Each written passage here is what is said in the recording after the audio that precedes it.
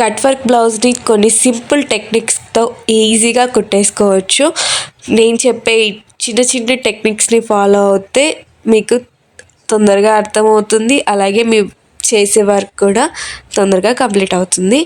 ఎటువంటి beautiful work అయినా కానీ, లేకపోతే రౌండ్ కట్ వర్క్స్ అయినా కానీ, కొంచెం డిఫికల్ట్గా ఉన్నవైనా కానివ్వండి, ఏదైనా కానివ్వండి, అది మనకు అలవాటు పడే వరకే. అలవాటు పడ్డామంటే ఈజీగా కంప్లీట్ చేయొచ్చు.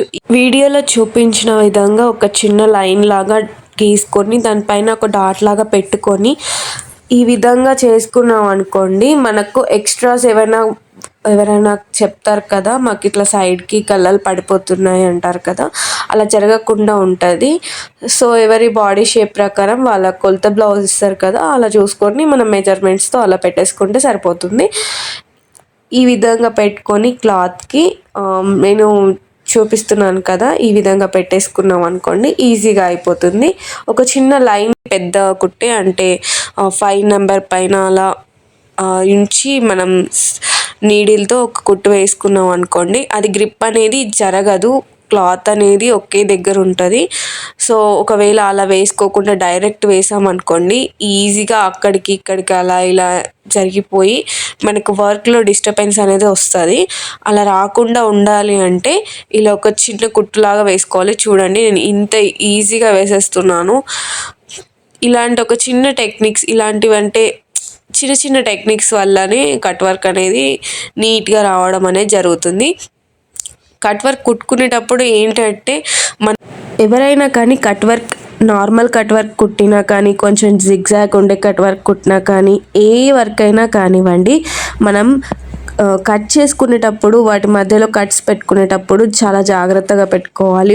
ఒకవేళ మనం స్పీడ్గా కనుక కట్స్ పెట్టుకున్నట్లయితే సడన్గా సీజర్ అనేది ముందుకు వెళ్ళి కట్స్ తెగిపోయి మొత్తం కట్ అయిపోతే మనకు ఇక కట్ వర్క్ పెట్టి కూడా లాభం లేకుండా అయిపోతుంది. ఎందుకంటే కట్స్ అనేవి సరిగ్గా రావు. మనం పెట్టిన కట్స్ని మళ్ళీ దాన్ని పైకి కిందికి అనుకుంటూ కరెక్ట్గా, కొంతమంది ఏంటంటే క్యాన్విస్ వేసి కుడతారు, బట్ మనకు క్యాన్విస్ వేయకుండా కూడా గ్రిప్ మనకు కరెక్ట్గా ఉన్నట్లయితే, ఇప్పుడు నేను చూపించేది నార్మల్ బ్లౌజ్ అయితే కాదు, సో వర్క్ బ్లౌజ్, అందుకోసమని మేము కట్ వర్క్ దీనికి వచ్చింది కాబట్టి ఎటువంటి క్యాన్విస్ లాంటిది వెయ్యం. ఒకవేళ మీరు నార్మల్ బ్లౌజ్ కుడుతున్నట్లయితే దానికి కంపల్సరీ క్యాన్విస్ అనేది వాడాలి. వాడకపోతే కట్ వర్క్ అనేది నీట్గా రాదు.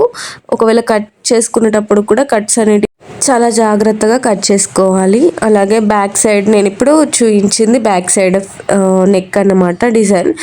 ఇక్కడ చూస్తున్నారు కదా, మేము ఆల్రెడీ ఎక్స్ట్రా క్లాత్ తీసుకుంటాము. ఎక్స్ట్రా క్లాత్ తీసుకోవడం వల్ల ఏంటి అంటే మనకు ఏదైనా రాంగ్ అయినా లేకపోతే ఏదైనా ఉన్నా కానీ మేము అడ్జస్ట్ చేసుకుంటూ కుట్టగలుగుతాం.